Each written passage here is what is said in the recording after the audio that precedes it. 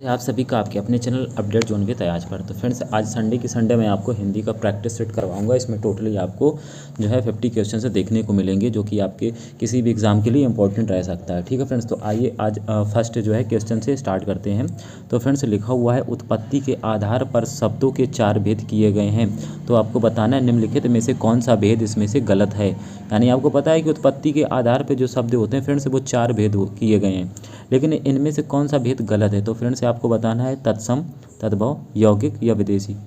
तो फ्रेंड्स, अगर देखिए यहाँ पर बात करें, उत्पत्ति के आधार पर शब्द 4 होते हैं। तत्सम होता है, तद्भव होता है, और फ्रेंड्स आपका होता है विदेशी, और एक होता है देशज। लेकिन फ्रेंड्स अगर बात किया जाए यौगिक, यौगिक फ्रेंड्स उत्पत्ति के आधार पे इसका प्रकार नहीं होता है। तो तत्सम होता है, तद्भव होता है, देशज होता है और विदेशज यानी कि विदेशी होता है। ठीक है फ्रेंड्स, चलिए नेक्स्ट क्वेश्चन आपके सामने स्क्रीन पर लिखा हुआ है।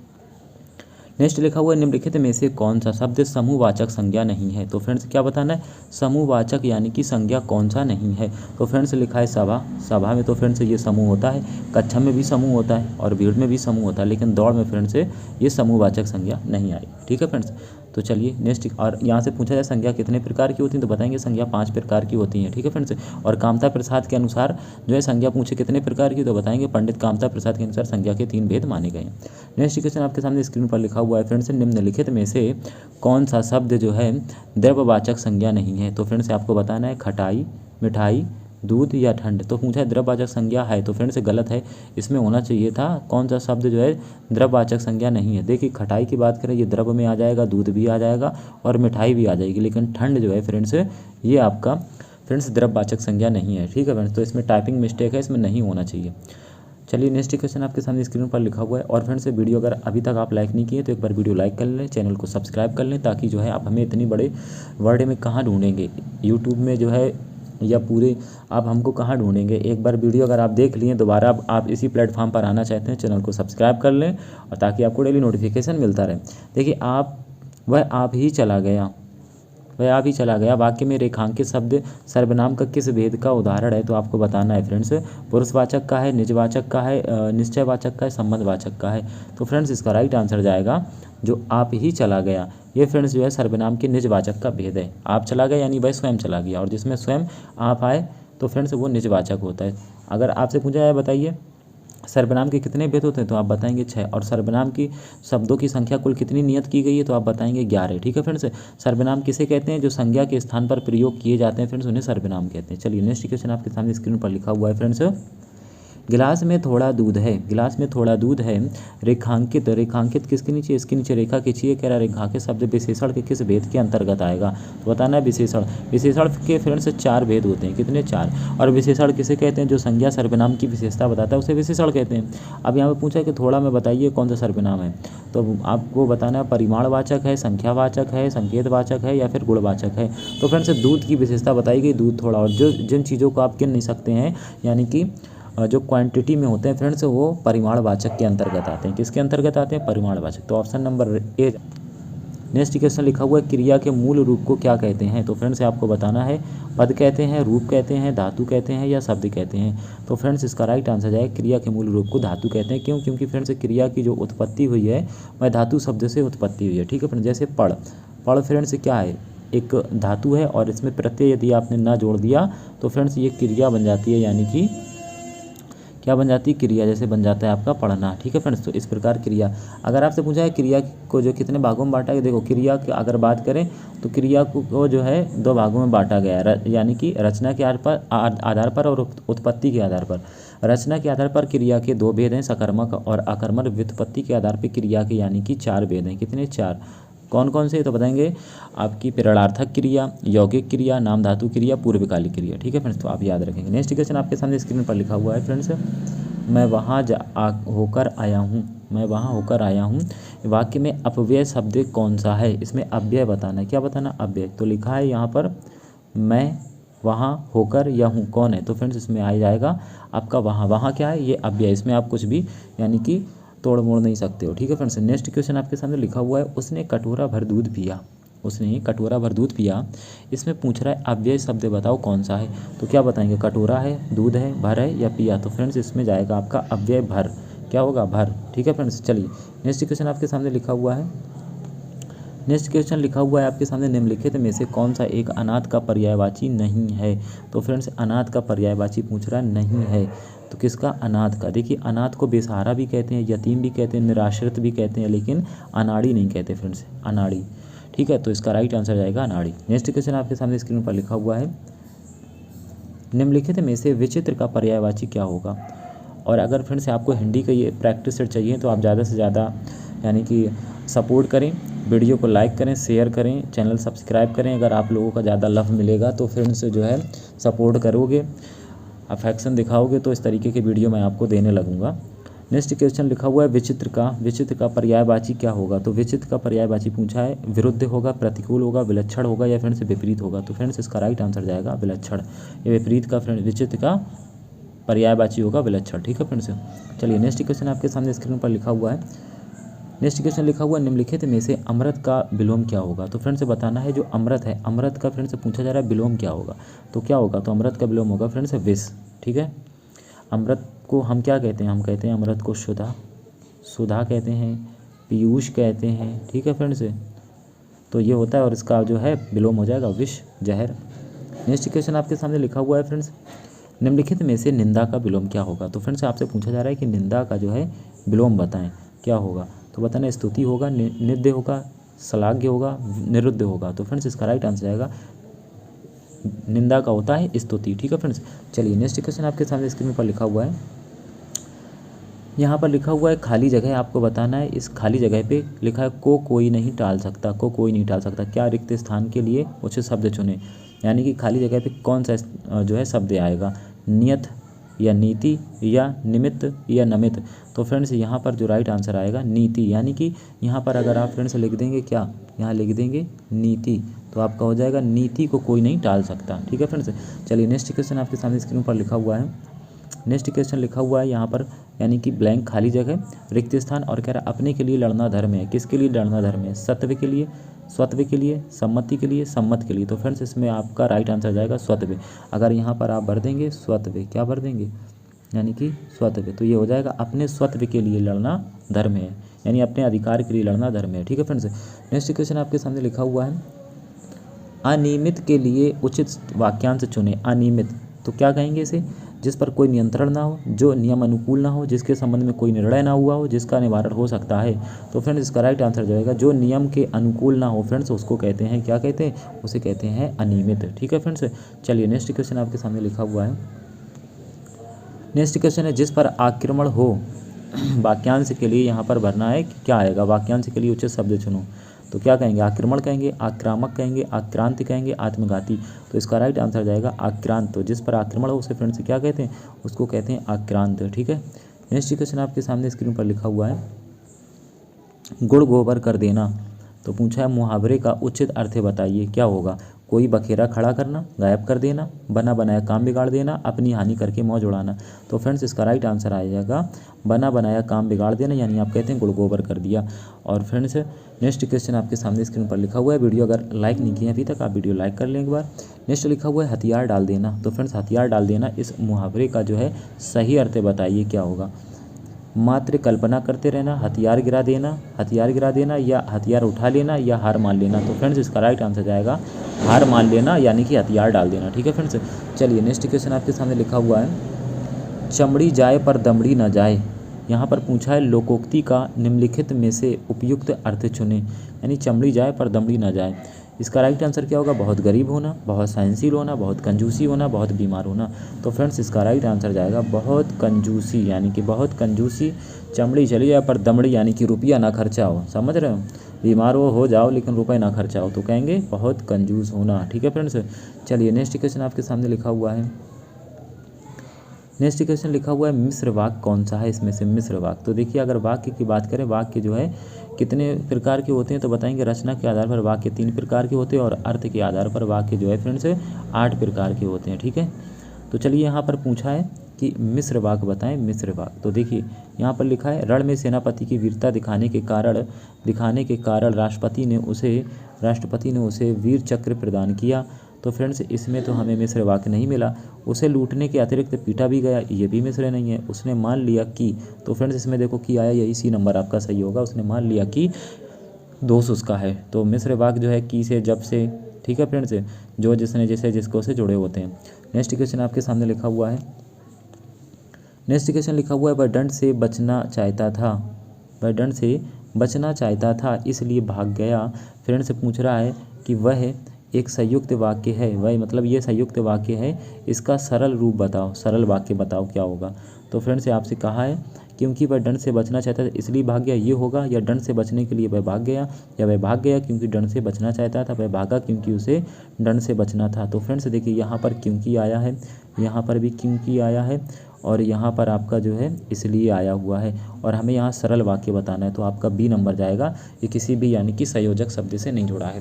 तो दंड से बचने के लिए वह भाग गया, ये आपका सरल रूप हो जाएगा। ठीक है फ्रेंड्स, चलिए नेक्स्ट क्वेश्चन आपके सामने लिखा हुआ है, निम्नलिखित में से व्याकरण की दृष्टि से शुद्ध वाक्य कौन सा है। तो आपको बताना है, वे अनेक विषय के ज्ञाता थे, इस समय 4 बजे हैं, इस समय 4 बजे हैं, या सब लोग अपनी राय दें, या आंसू से मेरा रुमाल भीग गया। तो फ्रेंड्स इसका राइट आंसर जाएगा इस समय 4 बजे हैं। ये व्याकरण की दृष्टि से सही है।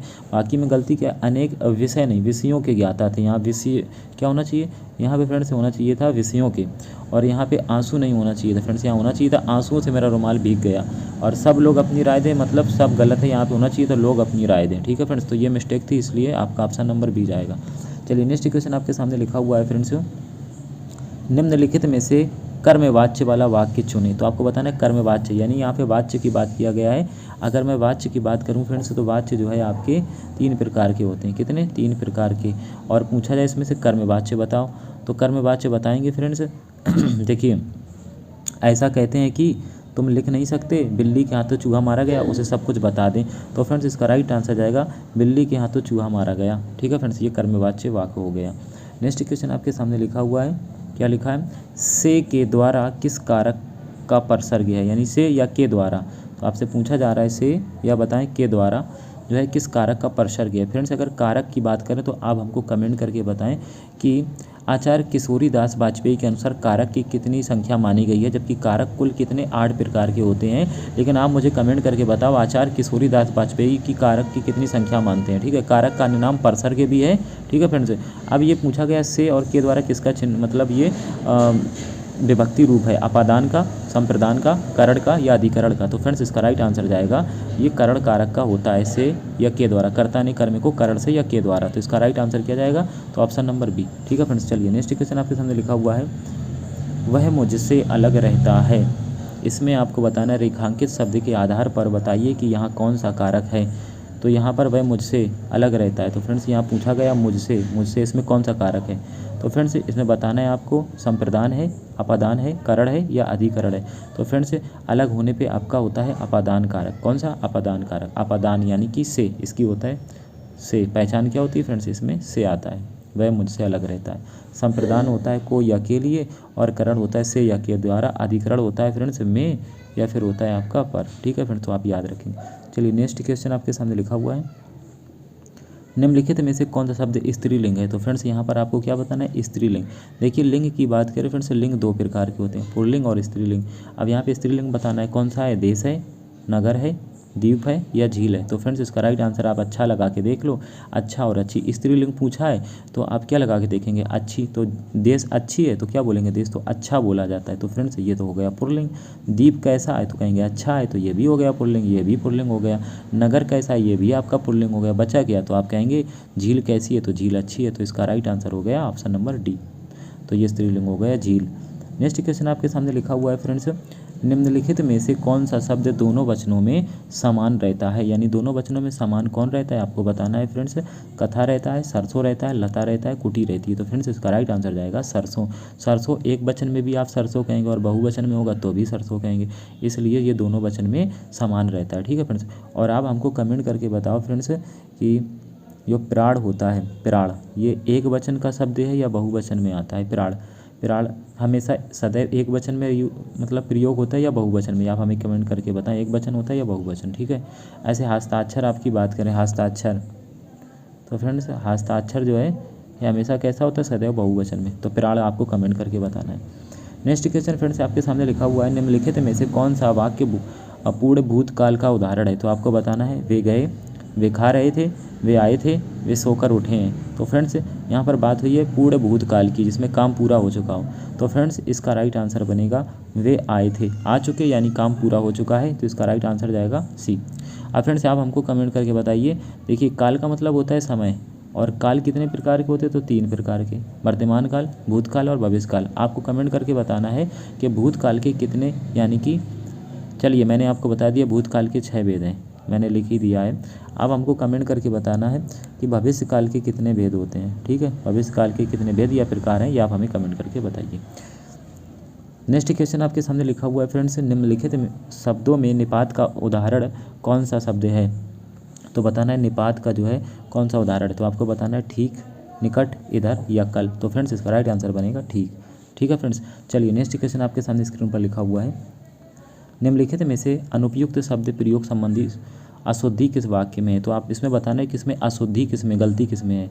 उसने आज आसन ग्रहण किया इसमें, या पूजनी पिताजी आ गए, आज बेहद गर्मी है, और उसकी जन्मतिथि क्या है? तो इसमें बताना है फ्रेंड्स किस यानी वाक्य में जो है अनुपयुक्त शब्द अशुद्धि है। तो फ्रेंड्स देखिए यहाँ पर अगर मैं बात करूँ तो फ्रेंड्स ये पूजनी शब्द जो है ये गलत लिखा हुआ है, पूजनी नहीं होता है फ्रेंड्स, क्या होता है? ये होता है पूजनी। क्या होता है? पूजनी होता है।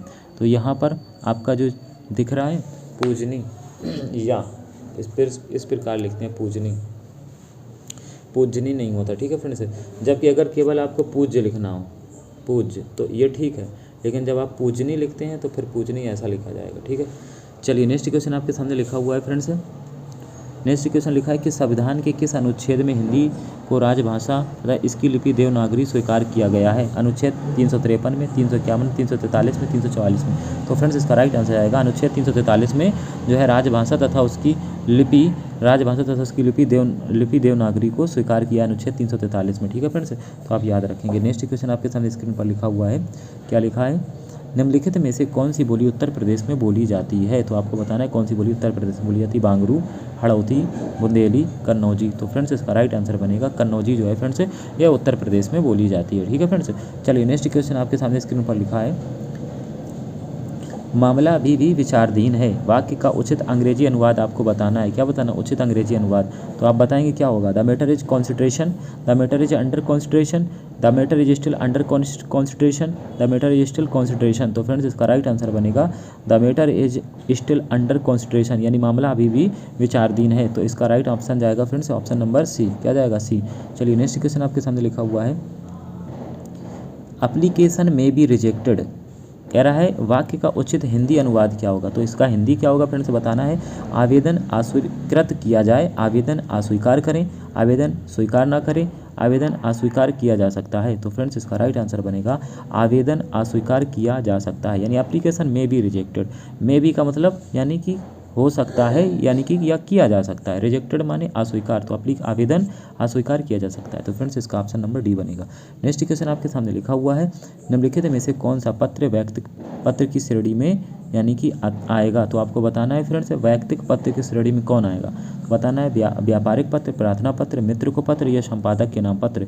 तो फ्रेंड्स जो मित्र को पत्र है ये फ्रेंड्स वैयक्तिक पत्र की श्रेणी में आएगा। ठीक है, नेक्स्ट क्वेश्चन आपके सामने लिखा हुआ है, निम्नलिखित में से कौन सी पत्र की विशेषता नहीं है? तो आपको बताना है संक्षिप्तता नहीं है, प्रेषक नहीं है, क्रमबद्धता नहीं है, विनयशीलता नहीं है। तो देखिए पत्र के लिए संक्षिप्तता भी होना चाहिए, क्रमबद्धता भी होना चाहिए, विनयशीलता भी होना चाहिए, और आपका जो प्रेषक है ये पत्र की विशेषता नहीं है। ठीक है फ्रेंड्स, चलिए नेक्स्ट क्वेश्चन आपके सामने लिखा हुआ है, गंदगी की समस्या से पीड़ित मोहल्ले वासियों की ओर से नगर पालिका अध्यक्ष को लिखा गया पत्र निम्नलिखित में से किस श्रेणी के अंतर्गत आएगा? तो गंदगी की अगर समस्या है मोहल्ले में तो जो है मोहल्ले वासी जो है नगर पालिका अध्यक्ष को लिखेंगे पत्र, तो वो किसके अंतर्गत आएगा? आपको बताना है प्रार्थना पत्र होगा, आवेदन पत्र होगा, व्यापारिक पत्र होगा या शिकायती पत्र होगा। तो फ्रेंड्स आप शिकायती पत्र बोलेंगे इसे, क्योंकि आप गंदगी की समस्या को पीड़ित मोहल्ले वासी नगर पालिका अध्यक्ष को दे रहे हैं, तो कहीं ना कहीं वो शिकायत कर रहे हैं कि मोहल्ले में गंदगी फैली हुई है, तो उसके लिए वो शिकायती पत्र देते हैं। ठीक है फ्रेंड्स, चलिए नेक्स्ट क्वेश्चन आपके सामने लिखा हुआ है, निम्नलिखित में से कौन सा एक मूल दीर्घ स्वर नहीं है? तो आपसे पूछा गया मूल दीर्घ स्वर नहीं है फ्रेंड्स। अब यहाँ पर आपको बताना है आ है या ई है या फिर ऊ है या फिर ओ है। तो फ्रेंड्स देखिए मूल स्वर की बात करें फ्रेंड्स, मूल, और वो भी दीर्घ स्वर की बात हो रही है। दीर्घ स्वर, दीर्घ यानी कि बड़ा, तो देखो ये बड़ा, ये दीर्घ स्वर है, ऊ भी है दीर्घ और ई भी है। जबकि मैं ओ की बात करूँ, ये संयुक्त स्वर है। ठीक है फ्रेंड्स, तो याद रखें। अगर आपसे पूछा जाए बताइए स्वर को संस्कृत में क्या कहते हैं, स्वर का अन्य नाम क्या होता है, तो आप ये हमें कमेंट करके बताएं। मैंने आपको कई बार बताया है कि स्वर को, यानी कि जो स्वर होता है, स्वर को और अन्य किस नाम से जानते हैं, इसका संस्कृत में और क्या नाम होता है। ठीक है फ्रेंड्स। नेक्स्ट क्वेश्चन आपके सामने लिखा हुआ है फ्रेंड्स, निम्नलिखित में से शुद्ध वर्तनी वाला शब्द कौन सा है, तो आपको बताना है अध्ययन या अध्ययन या अध्ययन या अध्ययन। तो फ्रेंड्स इसका राइट आंसर जाएगा अध्ययन। इस प्रकार से शुद्ध लिखा जाता है। ठीक है फ्रेंड्स। नेक्स्ट क्वेश्चन आपके सामने लिखा हुआ है, निम्नलिखित में से कौन सी शुद्ध वर्तनी वाला शब्द कौन सा है, तो इसमें बताना है उत्तरदायी, उत्तरदायी, उत्तरदायी या उत्तरदायी। तो फ्रेंड्स इसका राइट आंसर जाएगा ऑप्शन नंबर बी। इस प्रकार से आपका right answer option number B बनेगा। ठीक है फ्रेंड्स। नेक्स्ट क्वेश्चन आपके सामने लिखा हुआ है, संधियाँ 3 प्रकार की होती हैं। जी हाँ, 3 प्रकार की होती हैं संधियाँ। कितनी? 3 होती हैं। और इसमें से पूछ रहा है निम्नलिखित में से कौन सा एक संधि का प्रकार नहीं है, तो संधि का प्रकार कौन सा नहीं है? स्वर संधि नहीं है, व्यंजन संधि नहीं है, विसर्ग नहीं है या अनुस्वार संधि नहीं है। तो फ्रेंड्स अगर बात करें स्वर संधि तो प्रकार होता है, व्यंजन भी होता है, विसर्ग भी होता है, लेकिन संधि का अनुस्वार संधि कोई नहीं होती है प्रकार। ठीक है फ्रेंड्स, तो इसका राइट आंसर जाएगा ऑप्शन नंबर डी। जबकि अगर मैं बात करूं संधि, तो संधि जो है फ्रेंड्स, संधि का शाब्दिक अर्थ क्या होता है? मेल या जोड़, मेल या जोड़। ठीक है फ्रेंड्स। संधि संस्कृत भाषा का शब्द है। किस भाषा का शब्द है? संस्कृत भाषा का शब्द है। और संधियों का निर्माण कितने प्रकार से होता है, तो आप बताएंगे 6 प्रकार से होता है। ठीक है। और अगर पूछा जाए स्वर संधि के कितने भेद होते हैं, तो बताएंगे स्वर संधि के यानी कि 5 भेद होते हैं। ठीक है फ्रेंड्स। चलिए नेक्स्ट क्वेश्चन आपके सामने लिखा हुआ है, निम्नलिखित में से कौन सा शब्द व्यंजन संधि का उदाहरण नहीं है, तो व्यंजन संधि का उदाहरण कौन सा नहीं है? जगदम्बा नहीं है, विद्यालय नहीं है, संतोष नहीं है या अहंकार नहीं है। तो फ्रेंड्स इसका राइट आंसर जाएगा विद्यालय। तो फिर क्यों? क्योंकि विद्यालय में फ्रेंड्स अगर बात करें व्यंजन संधि नहीं है। विद्यालय में कौन सी संधि है? ये फ्रेंड्स से बनता है विद्या प्लस आलय से। किससे बनता है? विद्या धन आलय से। और इसमें आपकी फ्रेंड्स यहाँ बड़ा की मात्रा और यहाँ बड़ा मिलके फ्रेंड्स यानी कि ये बड़ा की मात्रा में चेंज हो जाता है, इसमें दीर्घ संधि है। इसलिए मैं बोलूँगा कि विद्यालय में व्यंजन संधि नहीं है। तो जगदम्बा, जगत प्लस अम्बा, समधन, तोष, संतोष और अहम 10 कार बराबर अहंकार। तो इसमें तीनों में व्यंजन संधि है, विद्यालय में दीर्घ संधि है। नेक्स्ट क्वेश्चन आपके सामने लिखा हुआ है, देशभक्ति में कौन सा समास है, तो बताना है अव्ययीभाव समास है, तत्पुरुष समास है, बहुब्रीहि समास है, द्वंद्व समास है। तो फ्रेंड्स इसका राइट आंसर जाएगा तत्पुरुष समास। क्यों तत्पुरुष क्यों है? देशभक्ति का मतलब होगा फ्रेंड्स इसका, जब मैं विग्रह करूँगा समास विग्रह, देश के लिए भक्ति, क्या होगा? देश के लिए भक्ति। और इसमें जब मैंने इसका समास विग्रह किया तो इसमें आया के लिए, और के लिए परसर्ग निकल के आता है किसमें? तत्पुरुष, तत्पुरुष समास में। ठीक है। तत्पुरुष समास के 6 भेद होते हैं फ्रेंड्स। समास के पूछे कितने प्रकार होते हैं? समास के 6 प्रकार होते हैं और तत्पुरुष के भी 6 भेद होते हैं। तो याद रखना इसका राइट आंसर जाएगा यानी कि तत्पुरुष समास। समास की बात करें, समास शब्द का अर्थ संक्षेप करना होता है। नेक्स्ट क्वेश्चन आपके सामने लिखा हुआ है, पंचवटी में कौन सा समास है, तो फ्रेंड्स से बताना है बहुब्रीहि समास है, द्वंद्व समास है, द्विगु समास है या तत्पुरुष समास है। तो फ्रेंड्स इसका राइट आंसर जाएगा पंचवटी में है द्विगु समास। पंचवटी का मतलब 5 वटों का समूह, और फ्रेंड्स जिसमें पहले जिस शब्द से जिसमें संख्या का भाव उत्पन्न होता है फ्रेंड्स, वो द्विगु समास होता है। ठीक है। नेक्स्ट क्वेश्चन आपके सामने लिखा हुआ है, अधिकारी में कौन सा उपसर्ग है, तो फ्रेंड्स अधिकारी में आपको क्या बताना है? उपसर्ग। उपसर्ग क्या होता है? उपसर्ग का अन्य नाम होता है फ्रेंड्स शब्दांश, जिसे शब्दांश कहते हैं। और वे यानी उपसर्ग उसे कहते हैं जो मूल शब्द के आगे लगकर उस शब्द का अर्थ बदल देते हैं। तो जैसे कि अधिकारी में पूछा क्या उपसर्ग है, तो मैं बोलूँगा फ्रेंड्स इसमें अधि है। क्या है? अधि। उपसर्ग किसी मूल शब्द के आगे लगते हैं। ठीक है फ्रेंड्स। नेक्स्ट क्वेश्चन आपके सामने लिखा हुआ है, निम्नलिखित में से किस शब्द में आ उपसर्ग नहीं लगा है, तो पूछ रहा आ उपसर्ग नहीं लगा है। फ्रेंड्स देखिए, अगर यहाँ बात करूँ मैं कथ, तो कथ के आगे क्या लगा है? आ, तो आकथ। ठीक है। कथ एक शब्द हुआ, यहाँ पे भेद है और उससे पहले आ लग गया तो आ भेद इधर लगा हुआ है। चूक, तो आ लगा दिया, चूक हो गया। लेकिन यदि यहाँ से मैं नुज हटाऊँ और यहाँ आ लगा दूँ तो नुज कोई शब्द नहीं होता, इसलिए यहाँ आपका जो है यहाँ पे उपसर्ग नहीं लगा है। अनुज एक अपने आप में एक पूरा शब्द है, पूरा शब्द होता है, इसमें उपसर्ग लगाने की जरूरत नहीं है। जबकि अगर भेद की बात करो, भेद एक अपने आप में शब्द है और कथ भी शब्द है, कथनी करनी जैसे सुना होगा। और चूक हो गई, अचूक बन गया, अकथ बन गया, अभेद बन गया। लेकिन अगर यहाँ से आप नुज हटाओगे तो नुज कोई शब्द नहीं होता, पूरा अनुज होता है, इसलिए इसमें उपसर्ग नहीं लगा है। ठीक है फ्रेंड्स। और हाँ, आप हमको कमेंट करके बताइए कि उर्दू में उपसर्गों की संख्या कितनी होती है। ठीक है फ्रेंड्स। नेक्स्ट क्वेश्चन आपके सामने लिखा हुआ है, निम्नलिखित में से किस शब्द में नी प्रत्यय नहीं लगा है।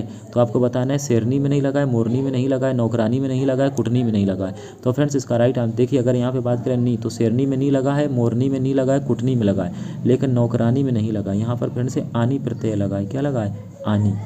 तो इसका राइट आंसर जाएगा ऑप्शन नंबर सी। अब बात करें यहाँ पे प्रत्यय की, तो फ्रेंड्स प्रत्यय के कितने भेद हैं, तो बताएंगे 2 प्रकार होते हैं, कृत प्रत्यय, तद्धित प्रत्यय। ठीक है फ्रेंड्स।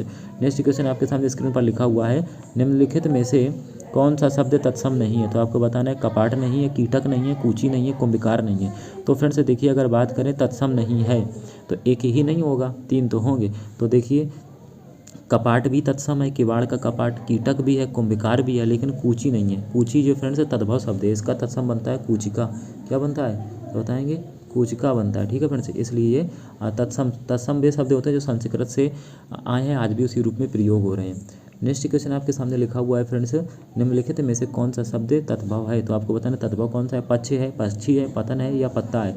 तो फ्रेंड्स अगर यहाँ बात करें पक्षी, देखिए अगर यहाँ पर बात करें फ्रेंड्स किसकी, अगर मैं बात करूं फ्रेंड्स यहाँ पर पक्षी की, तो पक्षी तत्सम है, पक्षी भी तत्सम है, पतन भी तत्सम है, लेकिन पत्ता फ्रेंड्स यहाँ पर क्या है, तो बताएंगे कौन सा शब्द यहाँ पर तद्भव है। तो ये तो तीनों के तीनों तत्सम हो गए। पत्ता फ्रेंड्स यहाँ पर आपका तद्भव है, इसका तत्सम बनता है फ्रेंड्स पत्र। क्या बनता है, तो इसका बताएंगे पत्र बनता है फ्रेंड्स। ठीक है, चलिए नेक्स्ट क्वेश्चन। और नेक्स्ट क्वेश्चन आपके सामने लिखा हुआ है, लास्ट क्वेश्चन है आज का, निम्नलिखित में से कौन सा शब्द तत्सम है। तो फ्रेंड्स आपको बताना है सोलह है, शोभन है, सोता है, सोना है। तो फ्रेंड्स पूछा क्या गया है, आपसे पूछ रहा है कि तत्सम शब्द बताओ, यानी जो संस्कृत में यूज़ होते हैं। तो फ्रेंड्स अभी तक अगर आप वीडियो लाइक नहीं किए हैं तो वीडियो लाइक कर दें एक बार, और चैनल को हमारे सब्सक्राइब कर लें। अगर ज़्यादा आप लोग सपोर्ट करेंगे तो आपको इस तरीके के हिंदी के वीडियो भी संडे के संडे आपको मिलते रहेंगे। और यहाँ पर इसका राइट आंसर फ्रेंड्स होगा शोभन। क्या होगा, शोभन। तो शोभन जो है फ्रेंड्स है ये एक तत्सम शब्द है, क्योंकि आप जानते हैं सा का प्रयोग तत्सम में ही होता है। ठीक है फ्रेंड्स। तो आज का सेशन आपको कैसा लगा, और हाँ वीडियो फ्रेंड्स आपको अच्छा लगता है, हेल्पफुल लगता है, तो वीडियो को लाइक ज़रूर किया करें। थैंक्स फॉर वॉचिंग, मिलते हैं एक नई वीडियो।